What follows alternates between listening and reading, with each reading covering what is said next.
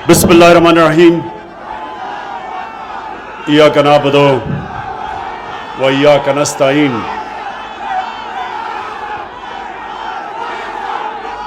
जनाब chief minister Pakhtunkhwa Mahmood Khan,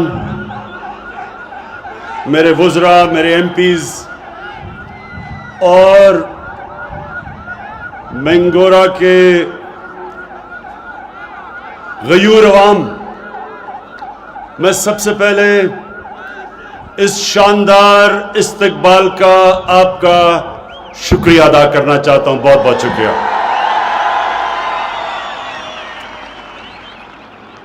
मैं महमूद खान को आज खास मुबारक देना चाहता हूं दो चीजों की। एक कि जो आज सुबह मुझे इन्होंने गबीन जब्बा का दौरा करवाया, जो एक नई टूरिज्म के लिए जगह बना रहे हैं। महमूद खान, मैं आपको इसलिए मुबारक देना चाहता हूं कि इंशाअल्लाह स्वाद बिल्कुल बदलने वाला है। एक एक्सप्रेसवे की वजह से, मोटरवे की वजह से, और दूसरे ये जो टूरिज्म के इलाके आप खोल रहे हैं यहां, और मैं अल्लाह से दुआ करता हूं इंशाअल्लाह उस किस्म की खुशहाली आ रही है जो कभी पहले स्वात में नहीं आई। टूरिज्म, मेरे नौजवानों एक बात सुन ले कि टूरिज्म एक ऐसा शोबा है जिसमें इतना ज्यादा पोटेंशियल है, यानी वो इतना तेजी से बढ़ सकता है। कोई ऐसी चीज इतने थोड़े वक्त पे इतनी ज्यादा खुशहाली नहीं पाकिस्तान में ला सकती जो टूरिज्म है।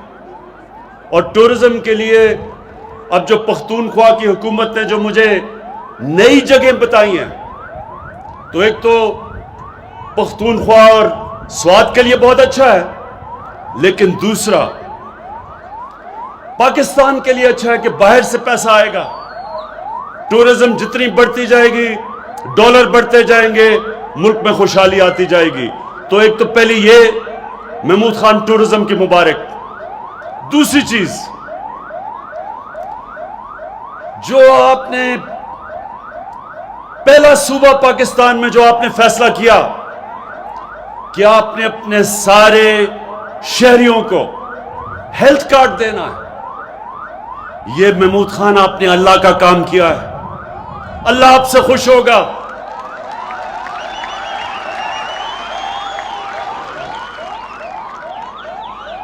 मेरे नौजवानों, एक प्राइम मिनिस्टर अपनी अवाम का बाप की तरह होता है और बाप अपने बच्चों की तरबियत करता है। तो मैं आप सबको आज सबको एक चीज बताना चाहता हूं कि जब आप नमाज पढ़ते हैं तो आप अल्लाह से एक चीज मांगते हैं कि अल्लाह मुझे उनके रास्ते पे लगा जिनको तूने नेमतें बख्शी, उनके नहीं जो गलत रास्ते पे चले गए। नौजवानों, मेरी बात सुन लें। सारा वक्त आपकी जिंदगी में आपके सामने दो रास्ते आएंगे। एक रास्ता आपकी अजमत का रास्ता जिसको अल्लाह ने नेमतें बख्शी, और दूसरा आपकी तबाही का रास्ता। जो अल्लाह ने सबसे ज्यादा नेमतें बख्शी वो कौन सा इंसान था? वो आपके नबी सल्लल्लाहु अलैहि वसल्लम थे, अल्लाह के हबीब थे। और अल्लाह ने आपको कुरान में कहा है कि उनके रास्ते पे चलो, उनकी सुन्नत पे चलो।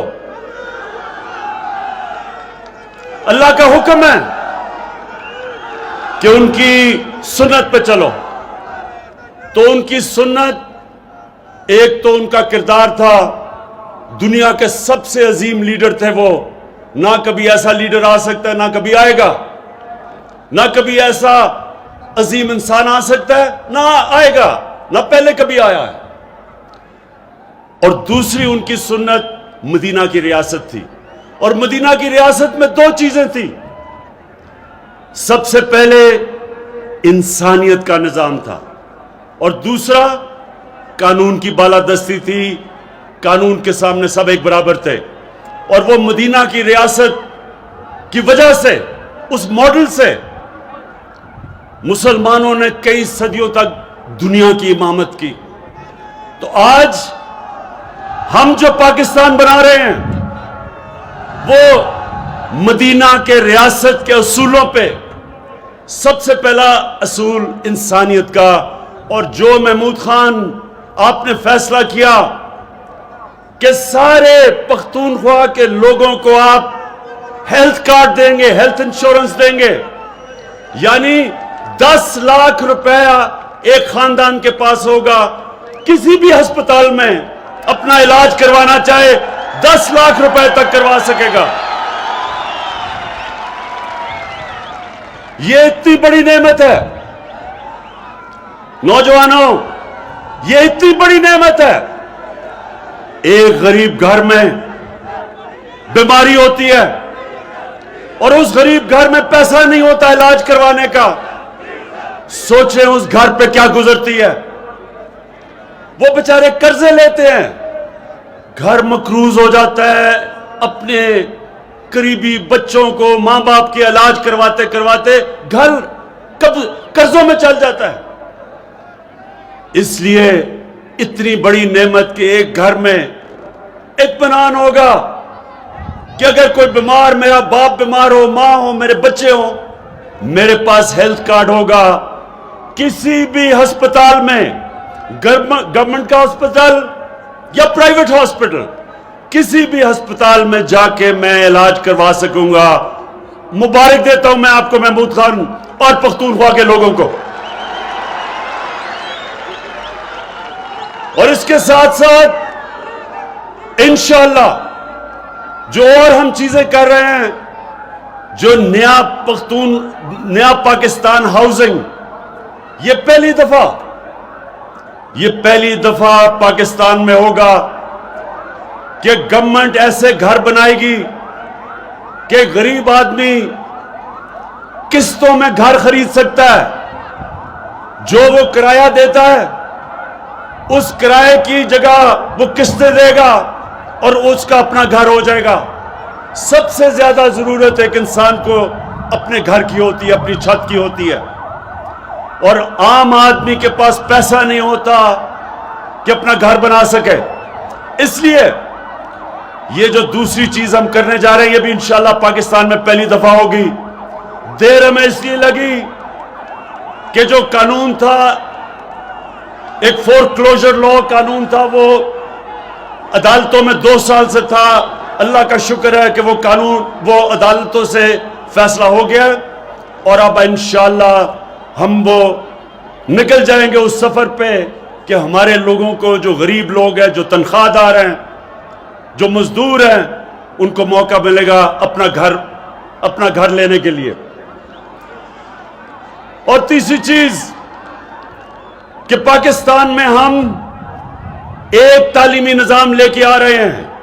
यह हमारी 73 साल की तारीख में पहली दफा होगा कि यह तबकाती निजाम, इंग्लिश मीडियम अमीर के लिए, उर्दू मीडियम और फिर दीनी मदरसे, इंशाअल्लाह जो एक तालीम का निजाम लेके आ रहे हैं, यह पहली दफा पाकिस्तान की तारीख में होगा। मौका मिलेगा गरीब घरानों से बच्चों को ऊपर आने का। वो भी ऊपर आ सकते हैं, वो भी प्रोफेसर बन सकते हैं, टीचर बन सकते हैं, डॉक्टर बन सकते हैं।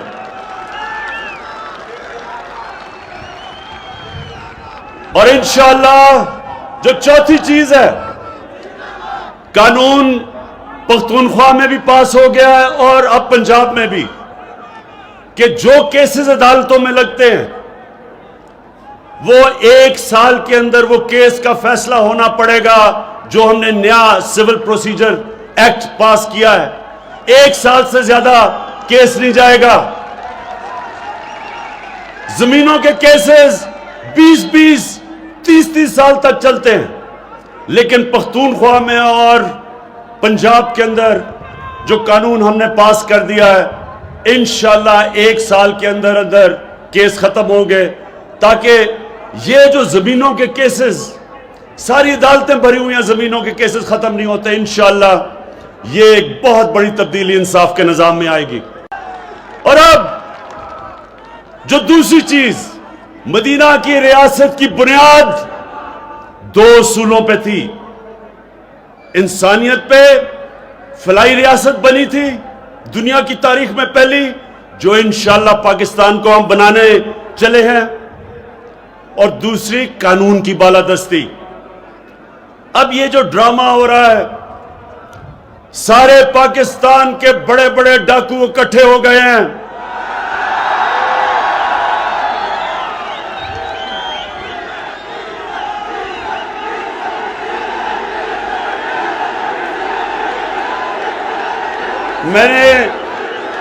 मैंने सारे पाकिस्तान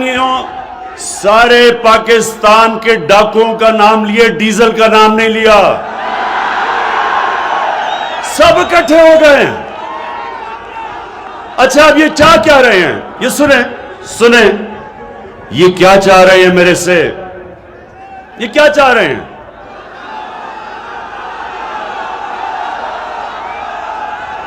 अब ये ऐसे है, नौजवानों सुनो, ये ऐसे है कि आपके घर पे कोई डाका मारता है, सारी चीजें चोरी करके ले जाता है, घर बेचारे लोगों को कर्जे लेने पड़ते हैं, खाने पीने के लिए कर्जे, बच्चों को स्कूल भेजने के लिए कर्जे, अस्पतालों के लिए इलाज के लिए कर्जे। तो वो घर, मकरूज जो घर होता है, वो जाके उन डाकुओं को पकड़ता है, कहता है मेरा पैसा वापस करो। और वो डाकू कहते हैं कि नहीं, हम कानून से ऊपर हैं, हम पैसा नहीं वापस करेंगे।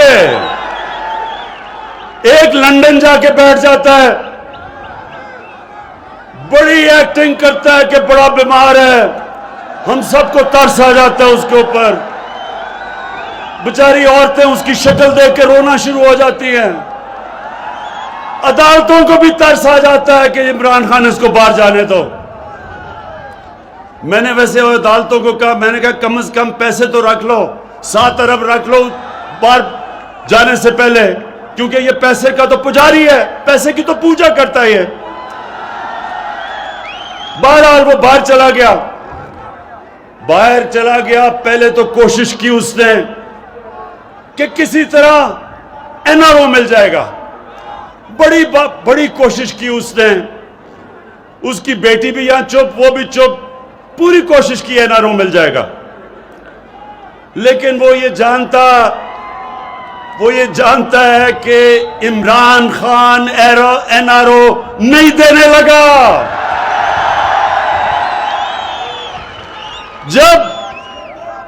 जब उसको ये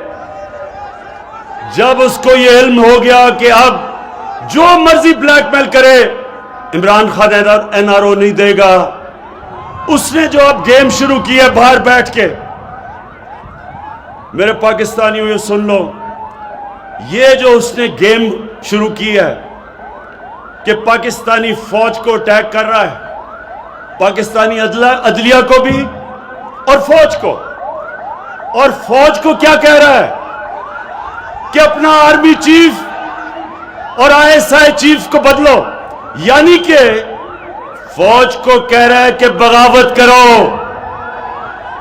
अपना पैसा बचाने के लिए लंदन में बैठ के फौज को कह रहा है कि बगावत करो आर्मी चीफ के खिलाफ। इससे ज्यादा बड़ा मुल्क का दुश्मन कौन हो सकता है?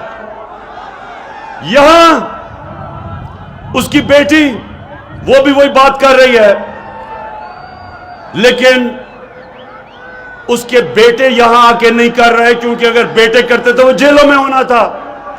बेटी इसलिए कि यहां हम औरतों का एहतराम करते हैं, हमारे मुल्क में औरतों का एहतराम है, उसका फायदा उठाते हुए वो जबान इस्तेमाल कर रही है। एक उस फौज के खिलाफ जो हर रोज अपनी कुर्बानियां दे रही है इस मुल्क के लिए, जिधर एक इंतहा पसंद, एक हमारा मुखालिफ हिंदुस्तान में जो प्राइम मिनिस्टर, एक इंतहा पसंद जो इस्लाम से भी मुसलमानों से नफरत करता है, जो कश्मीर में जुल्म कर रहा है, जिनका सिक्योरिटी एडवाइजर धमकियां दे रहा है पाकिस्तान को, जो दहशतगर्दी कर रहे हैं पाकिस्तान में, उस वक्त अपनी फौज के खिलाफ जो जुबान इस्तेमाल कर रही है, मैं आपको यकीन दिलाता हूं कि कोई और मुल्क होता आज उसको जेल में डालते, लेकिन यहां औरतों का हम एहतराम करते हैं, इसलिए वो उसको इजाजत है कि खुल के बात करे। लेकिन वो नवाज शरीफ गीदड़ों की तरह बाहर बैठ के बोल रहा है, बेटे भी बाहर भागे हुए हैं पैसा चोरी करके। मैं अपनी कौम को, आज सब अपनी कौम को यह बताना चाहता हूं कि मेरी कौम, मेरे पाकिस्तानियों, ये समझ जाएं कि ये पाकिस्तान में एक ऐसा फैसला कुन वक्त है जिधर वो बड़े बड़े डाकू जो 30 साल से मुल्क को लूट रहे थे और उनको कोई इस मुल्क का इंसाफ का निजाम नहीं पकड़ता था, जो दो मेजर पार्टियों के सरबराह जरदारी और नवाज शरीफ 30 साल से एक दूसरे को कह रहे थे, वो कहता था वो करप्ट है, वो कहता था वो करप्ट है। जरदारी को जेल नवाज शरीफ ने 2 दफा जेल में डाला, नवाज शरीफ के ऊपर केस जरदारी ने किए। आज दोनों इकट्ठे होके मेरे से एनआरओ मांग रहे हैं और ये पैगाम दे रहे हैं पाकिस्तान को कि ये कोई खास अल्लाह की मखलूक है जो कानून से ऊपर है। कानून की बालादस्ती का मतलब सब कानून के सामने एक बराबर है। ये कभी भी नबी सल्लल्लाहु अलैहि वसल्लम ने कहा था कि बड़ी कौमें तुम्हारे से पहले तबाह हुई, जिधर ताकतवर के लिए एक कानून और कमजोर के लिए दूसरा कानून। एक आम आदमी गुर्बत में, बेरोजगारी में चोरी करे लाखों की, तो वह कितने साल जेल में रहता है, और जो लोग अरबों रुपए की चोरी करके मुल्क का पैसा बाहर ले जाएं, वो कहें कि हमें एनआरओ दे दो। क्या आप समझते हैं कि इसको एनआरओ देना चाहिए? नहीं, कोई ऐसे हैं जो समझते हैं कि उसको एनआरओ देना चाहिए। जिस दिन, नौजवानों ये सुन लो, जिस दिन मैंने अपनी कुर्सी बचाने के लिए इन डाकुओं को, जिस दिन मैंने एनआरओ दिया, मैं उस दिन अपनी मुल्क से सबसे बड़ी गद्दारी करूंगा। जनरल मुशर्रफ ने इस मुल्क को, इन दोनों को, शरीफ को और जरदारी को एनआरओ देके सबसे बड़ा जुल्म किया पाकिस्तान से, क्योंकि जब वो एनआरओ दिया गया उसके बाद इन दोनों ने 10 सालों में पाकिस्तान का कर्जा 4 गुना ज्यादा बढ़ाया। 6,000 अरब से हमारा कर्जा 10 सालों में 30,000 अरब पे गया। 60 साल में हमारा कर्जा 6,000 अरब था। उस एनआरओ की वजह से हमारा कर्जा 30,000 अरब पे गया, जो आज हमें बोझ उठाना पड़ रहा है इनकी चोरी का। इसलिए पाकिस्तान के लोगों, ये समझ जाओ कि ये मुल्क तरक्की तब करेगा जब इस मुल्क में कानून की बालादस्ती होगी और पाकिस्तान एक फलाई रियासत बनेगा, जो कायदे आजम और इल्लामा इकबाल का ख्वाब था। और इंशाअल्लाह मेरा ये वादा है कि मैंने पूरी तरह अपना पूरा जोर लगाऊंगा, अपना जोर लगा रहा हूं ये दो चीजों को करने के लिए, एक पाकिस्तान को फलाई रियासत बनाने के लिए और दूसरा पाकिस्तान के अंदर कानून की बालादस्ती कायम करने के लिए। मैं आखिर में स्वात के लोगों, मलाकंड के लोगों, हमेशा आपने मेरी हौसला अफजाई की, आपका बहुत बहुत शुक्रिया।